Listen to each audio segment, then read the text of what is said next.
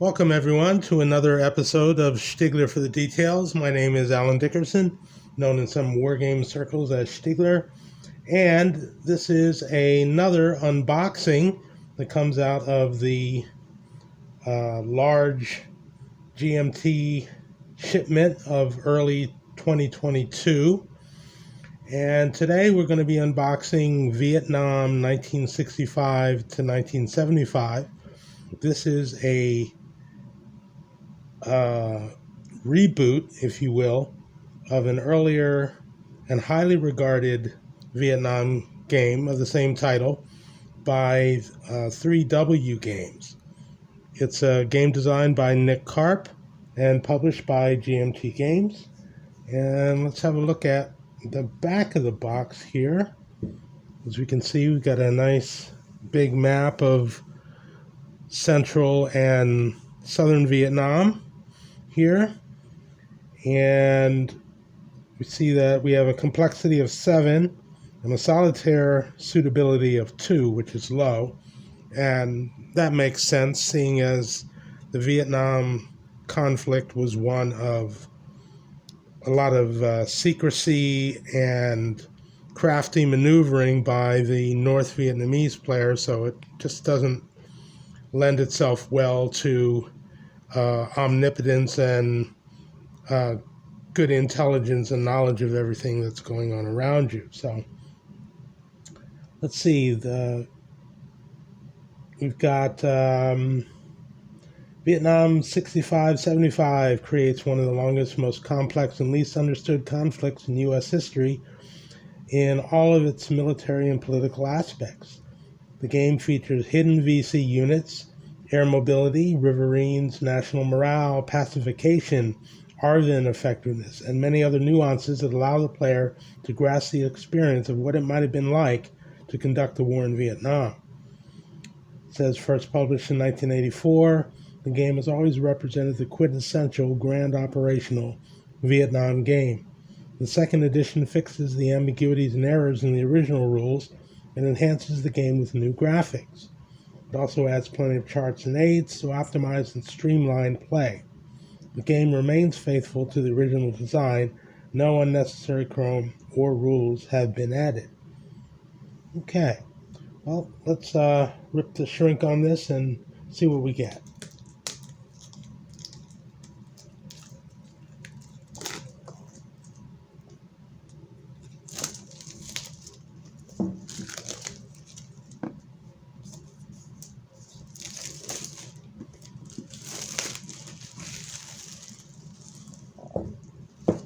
Okay, so we have a nice sturdy 2.5 inch box here.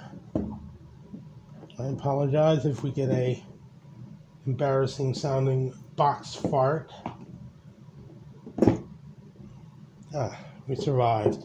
Okay, so starting off from the top of the box is the Rules of Play booklet, and this tops out at 44 pages, includes a index there, a suggested reading of bibliography, and it's on a nice semi-matte finish.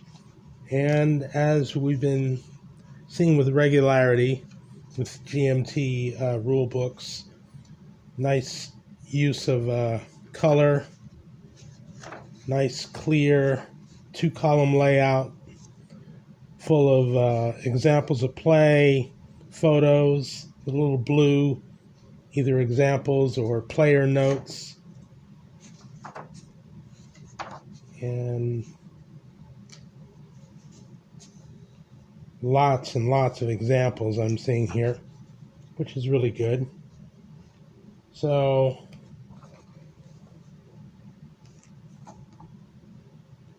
yeah, that's looking pretty good. So I'm not familiar with the old 3W version of it enough to make any kind of instant comparison. This will be my first experience with the game, but we'll take them at their word that they cleaned up any problems from the 1970s or 80s version. Then we have a playbook here, moving on at 24 pages.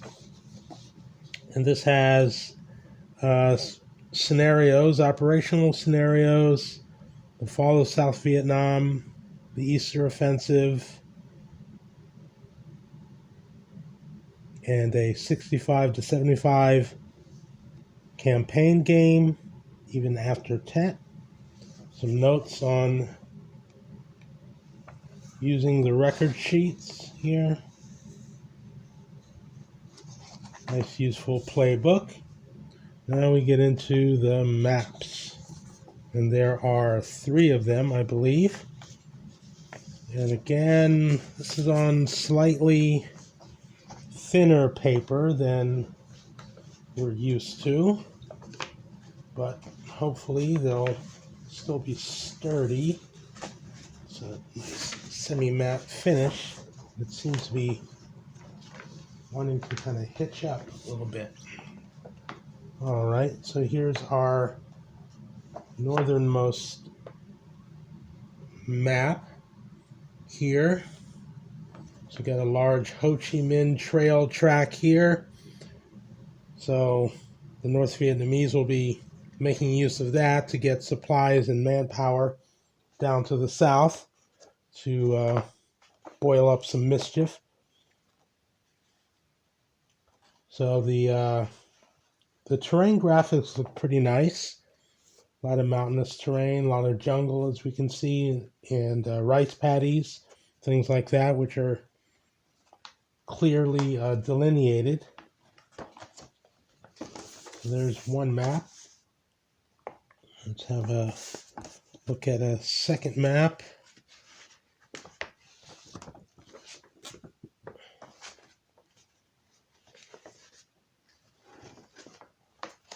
Here we have the Central Highlands, I suppose. Even more jungle, probably denser jungle here in the dark green, and here we have more, I guess, thick woods, maybe you would call them. A couple of swamps and fens, a little plateau, highland there. Then over here on the left, got the population control track here, where I suppose both the U.S. and the North Vietnamese will be trying to win the hearts and minds of the populace. And finally, our third map here, which is going to have the Mekong Delta area and all of its swampy glory here. And some more tables here, especially the Southwest or South Vietnam leader display here. Very nice. Good colors, rich details. Looks really nice. Now we get into the counter sheets and see how many of these we pull out of here. These are all charts, so I count 1, 2, 3, 4, 6 counter sheets. These also look to be maybe 9/16, slightly larger than ½ inch. These are the slightly more than 200 to a sheet. So we have just these administrative markers of these units here. Nice colors. Lots of good use of space on the counters. They're not too cluttered and they're not too full of various colored elements that only confuse you in some other games. And good use of color for denoting different divisions or corps at a glance. Got some more counters here, considerable number of blanks, some leaders, more of these units, And then we have a couple of, these are 1/2-inch counters at $2.80 per sheet for ops complete, markers, a lot of administrative stuff. So you have 2 full counter sheets of just 1/2-inch admin counters to round out the set. Then getting into the charts and tables, you have the combat results table, die roll modifiers, pretty standard stuff. Whoops, oh, I thought that was a fold out. There are one of these for each player. Terrain effects chart there on the back and notes. And we have, here's the fold out. Okay, so we start with population control reference sheets. Moving in here, blockade chart, strategic bombing table. That should be pretty important to the US player. Lots and lots of morale modifiers here in the morale chart, and that's basically what this war is about.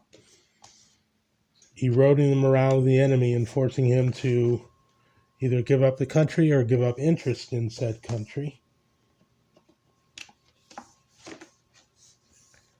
We have 2 operations flow charts. I'm assuming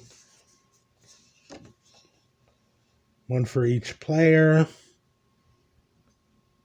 Kind of takes you through several phases, such as search and destroy or clear and secure operations. And if this happens, then what is the result of that? Do you go to the next phase or do you go deeper into this particular area?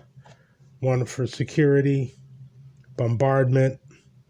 Very interesting to have flow charts instead of just a sequence of play.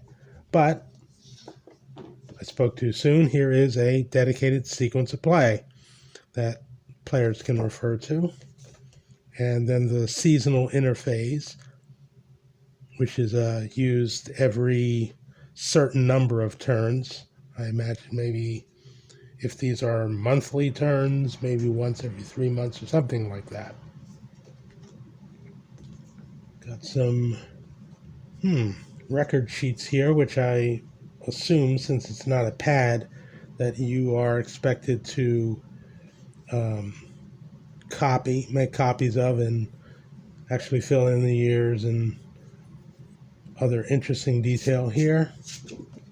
For the Northern Liberation Front, the SVN record sheet. Population control sheet. Wow, you're really getting busy in here. So I imagine somebody will probably come up with spreadsheets to be able to dump all this information into. And we've got some holding boxes here for units off map, and another US record sheet there to add to that lot. Then we have these holding boxes. Oh, actually, this one's double-sided. I'm not sure how well you'll get along with that if you're using this for holding boxes for units, whether you'll really be able to get to this, but I suppose we'll find out when we look into the rules. And we have 2 dice, 1 green, 1 red, and one of these interior trays here, which you can pull out or use to hold baggies in, keep them a little bit flatter and less likely to jam up the box after you punch the counters. So that is the contents of Vietnam 1965 to 75. I've always kind of wanted to find a good game that really delves into the conflict. I find that a lot of things that you read or see about Vietnam tend to be from a very American point of view, and with all the blind spots that led to the U.S. losing the war, simply because the culture and the mindset of the Vietnamese is just not well understood or represented. So I'm hoping this will do something to dispel that notion, and see how this highly asymmetric war can be waged and better understood. So there we have Vietnam, 1965 to 75. Game designed by Nick Karp, published by GMT Games. This has been Stigler for the Details, and we'll see you next time.